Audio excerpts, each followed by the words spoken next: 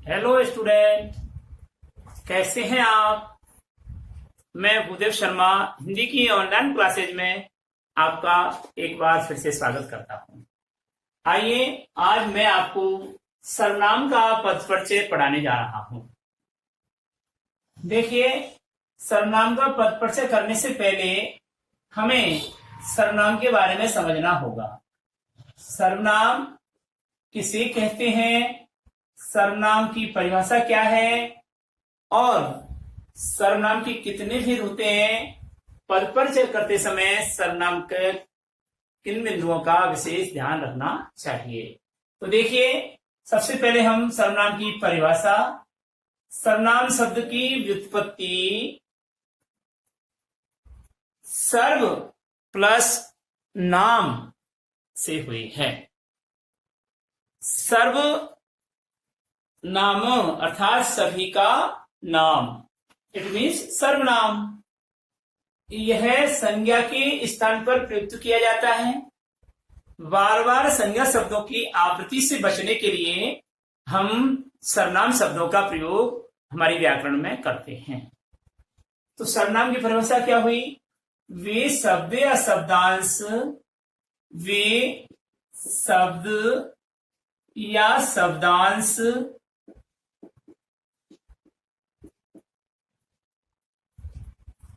जो संज्ञा के स्थान पर प्रयुक्त किए जाते हैं। संज्ञा के स्थान पर प्रयुक्त किए जाते हैं।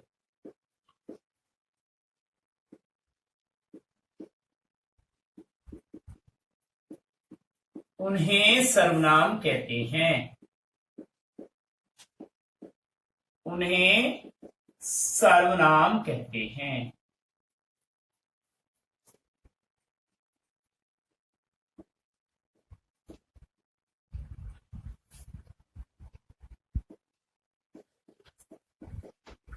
अर्थात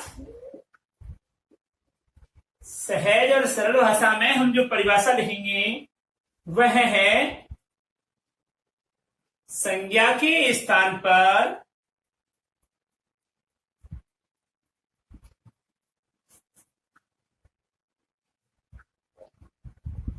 प्रयुक्त किए जाने वाले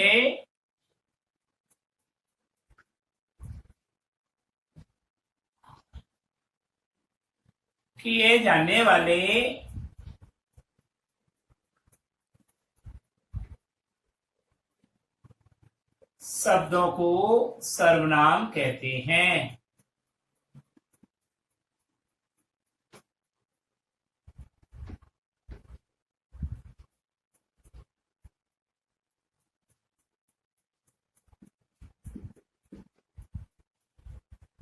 सर्वनाम का अर्थ है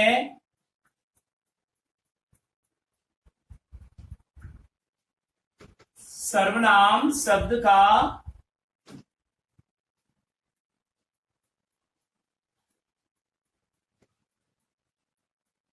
अर्थ है सभी का नाम।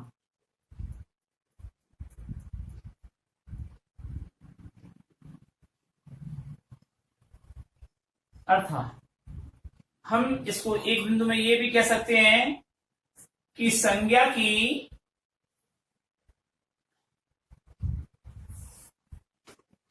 बार बार आवृत्ति से बचने के लिए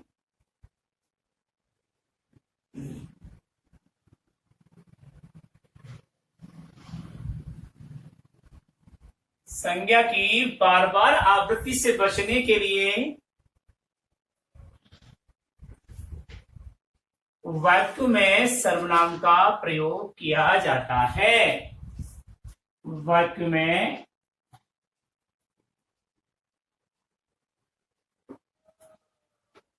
सर्वनाम का प्रयोग किया जाता है।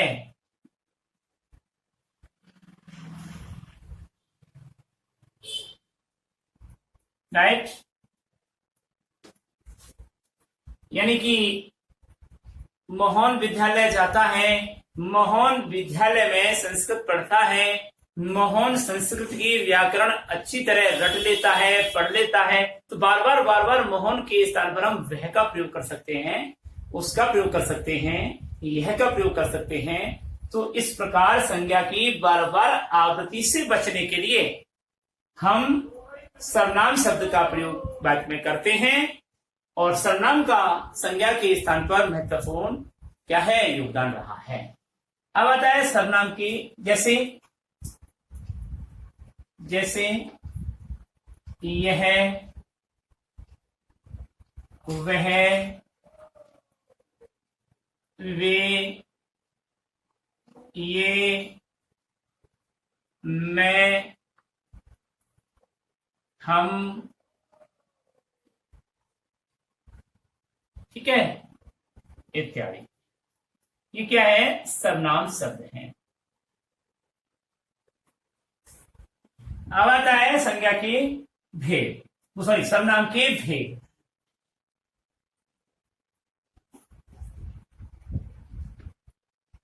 सर्वनाम के भेद। सर्वनाम हिंदी व्याकरण के अनुसार कितने प्रकार के होते हैं, ध्यान दीजिए। सर्वनाम के मुख्यतया 6 भेद होते हैं। सर्वनाम के मुख्यतया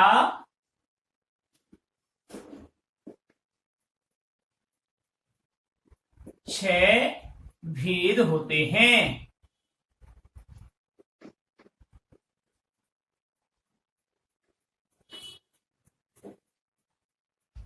नंबर 1, पुरुषवाचक सर्वनाम।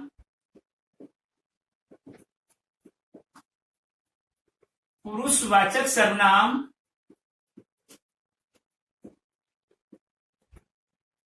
नंबर 2, निश्चयवाचक सर्वनाम।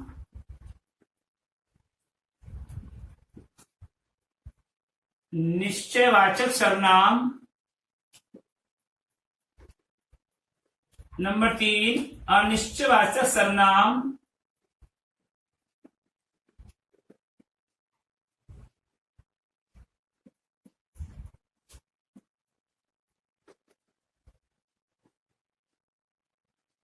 पुरुषवाचक सर्वनाम, निश्चयवाचक सर्वनाम, अनिश्चयवाचक सर्वनाम।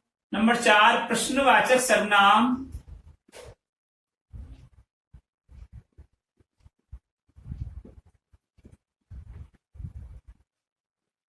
नंबर 5, संबंधवाचक सर्वनाम।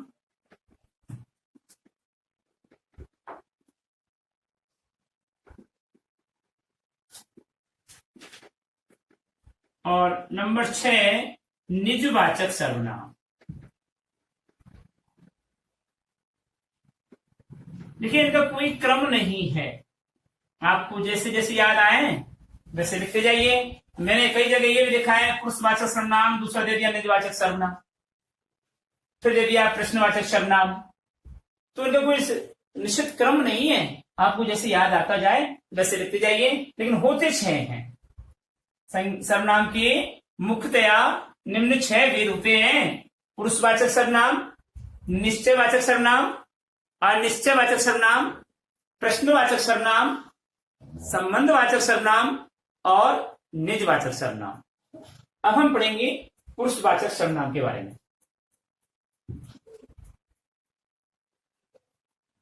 पुरुषवाचक सर्वनाम के बारे में पढ़ते हैं।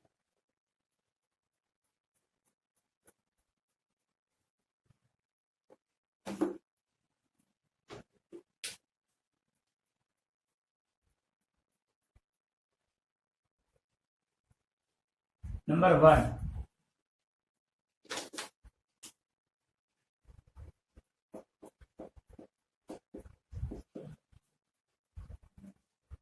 पुरुषवाचक सर्वनाम।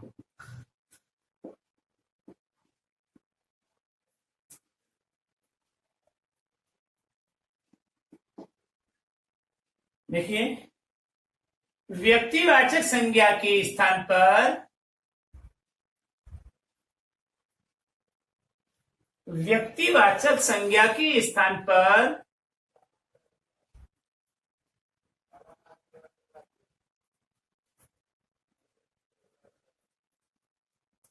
प्रयुक्त किए जाने वाला सर्वनाम,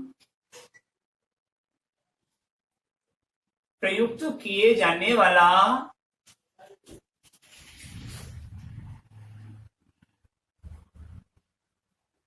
सर्वनाम पुरुषवाचक सर्वनाम कहलाता है।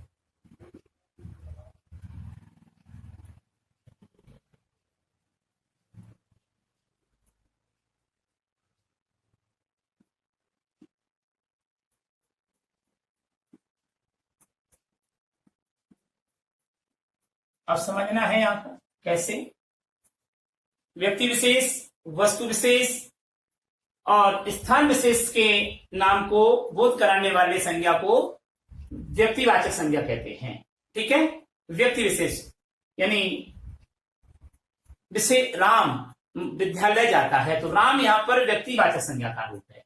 ठीक है, आगरे में ताजमहल प्रसिद्ध है, ताजमहल यहां पर व्यक्तिवाचक, आगरा यहां पर व्यक्तिवाचक।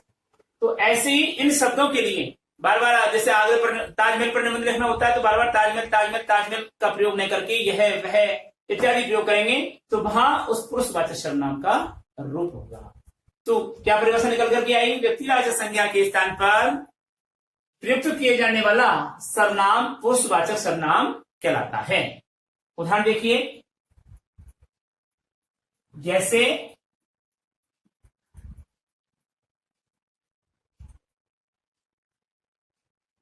यह, वह, ये,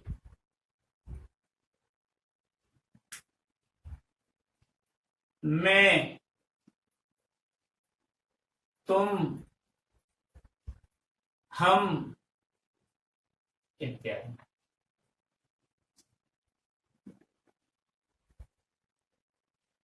अब आया पुरुषवाचक सर्वनाम के भेद। ये पुरुषवाचक सर्वनाम कितने प्रकार के होते हैं? तो यहां पर लिखेंगे पुरुषवाचक सर्वनाम, पुरुषवाचक सर्वनाम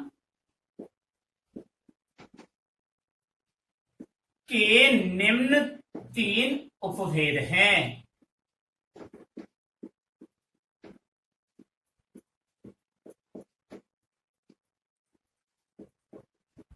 उपभेद हैं। नंबर 1,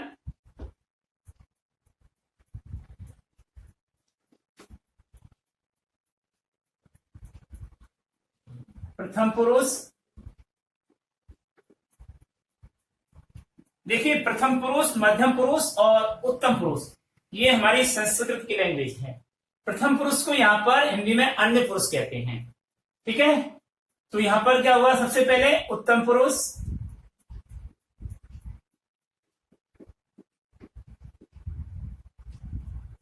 दूसरा पॉइंट नंबर 2 मध्यम पुरुष,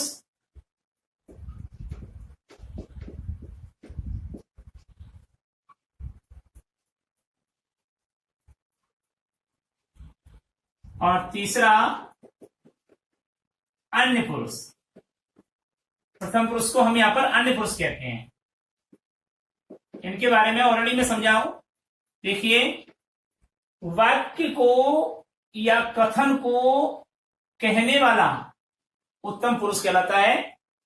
कथन या वाक्य को सुनने वाला मध्यम पुरुष कहलाता है। और जिसके बारे में बात कही जाए, कथन कही जाए, भले ही वह उपस्थित है अथवा अनुपस्थित है।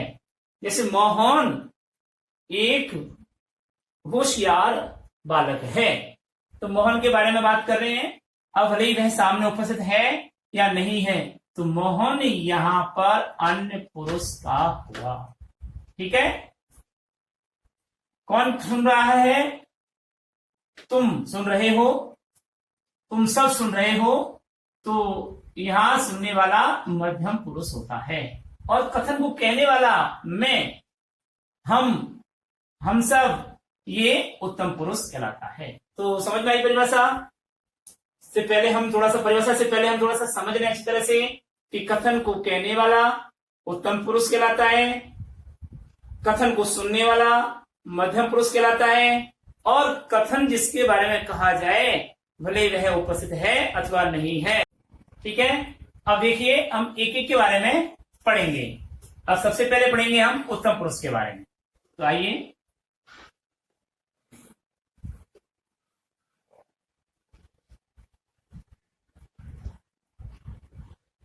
उत्तम पुरुष। कथन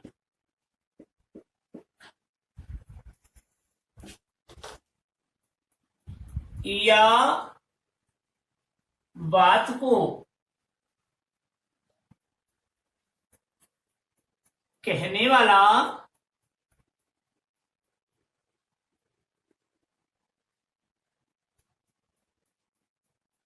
उत्तम पुरुष कहलाता है।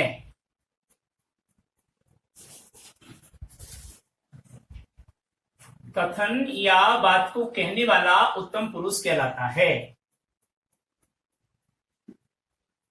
जैसे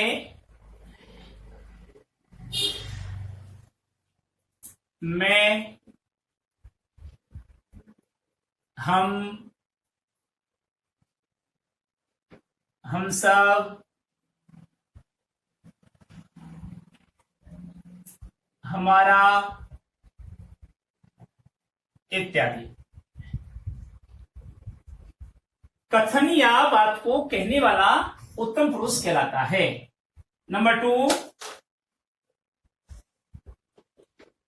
मध्यम पुरुष।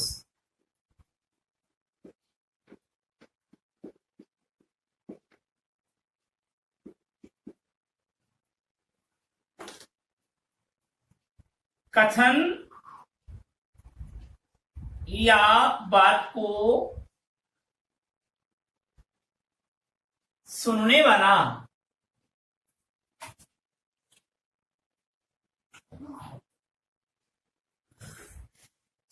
वाला मध्यम पुरुष कहलाता है।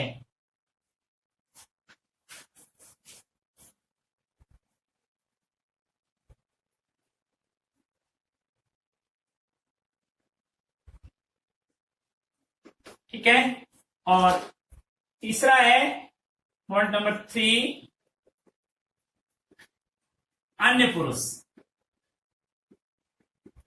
जिसका आप थर्ड पर्सन कहते हैं। अन्य पुरुष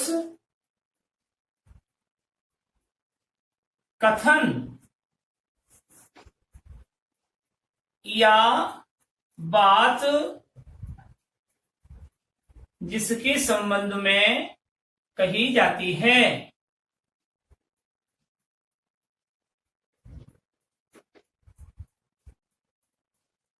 कथन या बात जिसके संबंध में कही जाती है, भले ही वह उपस्थित है अथवा नहीं, भले ही वह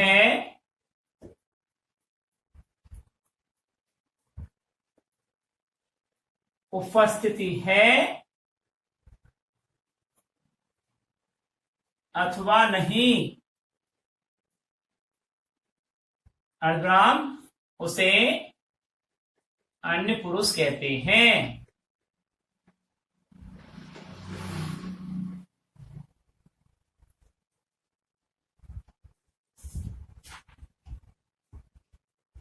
अब देखिए, हमने मध्यम पुरुष की लिखे नहीं। जैसे मध्यम पुरुष में जैसे तुम, तू इत्यादि। जैसे अन्य पुरुष में जैसे वह,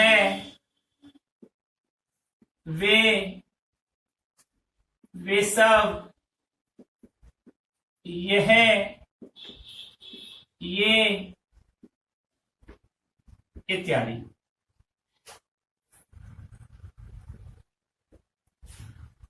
ये हमारे हुए पुरुषवाचक सर्वनाम स्पष्ट रूप से। ठीक है, तो पुरुषवाचक सर्वनाम को रिपीट कर रहा हूं एक बार, दोबारा देखिए ध्यान से। व्यक्तिवाचक संज्ञा के स्थान पर प्रयुक्त किए जाने वाला सर्वनाम पुरुषवाचक सर्वनाम कहलाता है। यह, वह, ये, मैं, तुम, हम, ये सब इत्यादि। पुरुषवाचक सर्वनाम के निम्न 3 उपभेद होते हैं। पहला उत्तम पुरुष, दूसरा मध्यम पुरुष, तीसरा अन्य पुरुष। उत्तम पुरुष के बारे में बताया कि कथन या बात को कहने वाला उत्तम पुरुष वाचक सर्वनाम कहलाता है, अर्थात उत्तम पुरुष कहलाता है। जैसे मैं, हम सब, हमारा इत्यादि। कथन मध्यम पुरुष, देखिए कथन या बात को सुनने वाला मध्यम पुरुष कहलाता है, जैसे तू, तुम इत्यादि। अन्य पुरुष में आइए, कथन या बात जिसके संबंध में कही जावे, भले ही वह उपस्थित है अथवा नहीं, उसे क्या कहते हैं? अन्य पुरुष कहते हैं। इस प्रकार पुरुषवाचक सर्वनाम समाप्त होता है। दूसरा आता है आपका निश्चयवाचक सर्वनाम। निश्चयवाचक सर्वनाम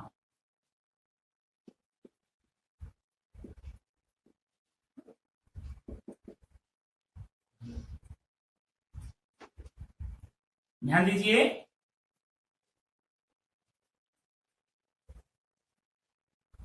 किसी निश्चित व्यक्ति या वस्तु का, किसी निश्चित व्यक्ति या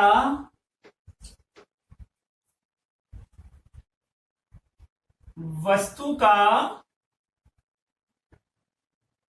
बोध कराने वाला सर्वनाम, किसी निश्चित व्यक्ति या वस्तु का बोध कराने वाले सर्वनाम शब्दों को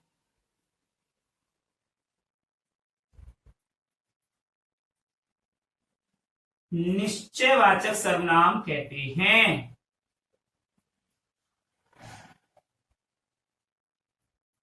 निश्चयवाचक सर्वनाम कहते हैं।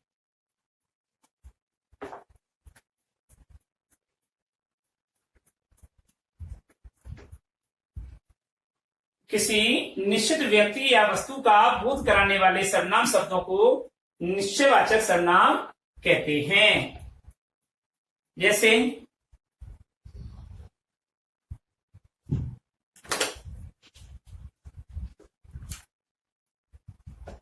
उदाहरण देखिए,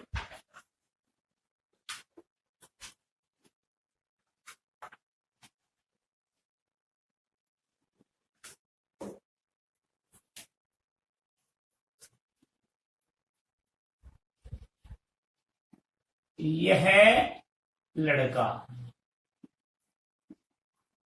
अब निश्चित हो गया, यह लड़का निश्चित हो गया। यह पर्टिकुलर किसी लड़के के लिए आया है, यह, तो यह निश्चयवाचक सर्वनाम का रूप है, यानी संज्ञा से पहले प्रयुक्त हुआ सर्वनाम।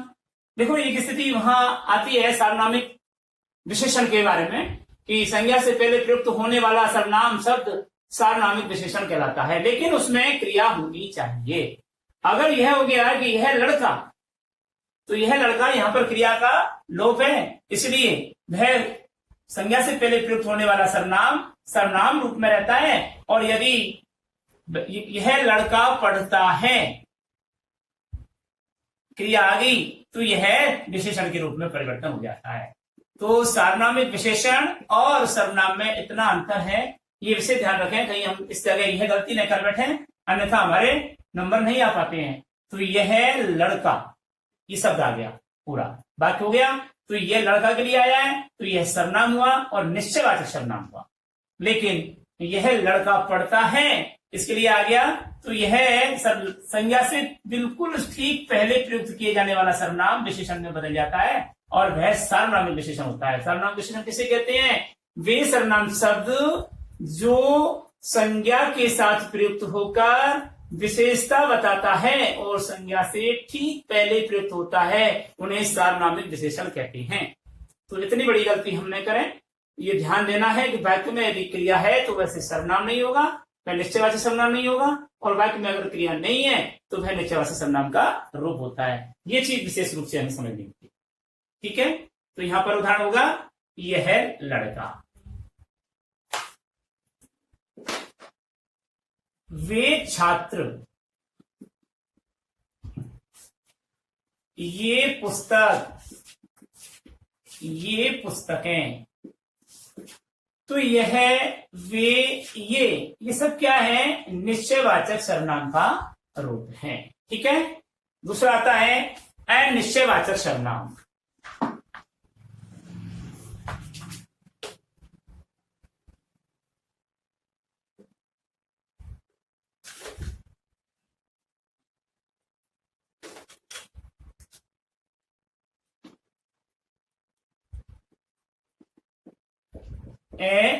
अनिश्चयवाचक,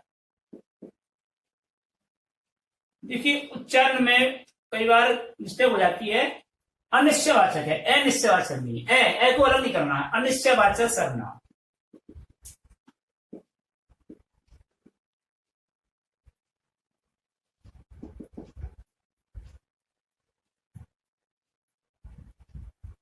वे सर्वनाम शब्द, वे सर्वनाम शब्द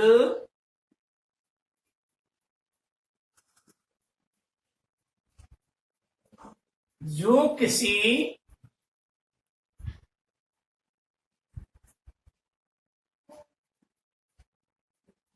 निश्चित व्यक्ति या वस्तु का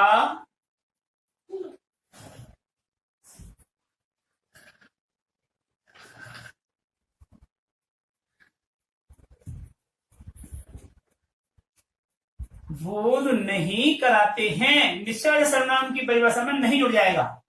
नहीं कराते हैं, उन्हें अनिश्चयवाचक सर्वनाम कहते हैं।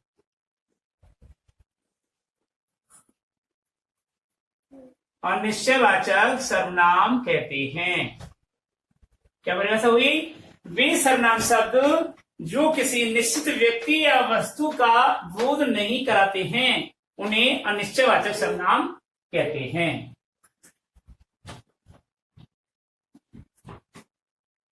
उन्हें अनिश्चयवाचक सर्वनाम कहते हैं। जैसे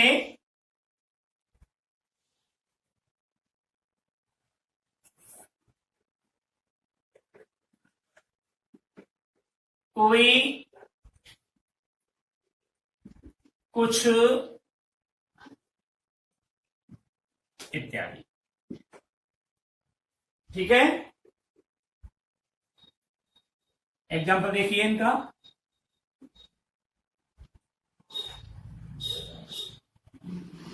पानी में कुछ पड़ा है।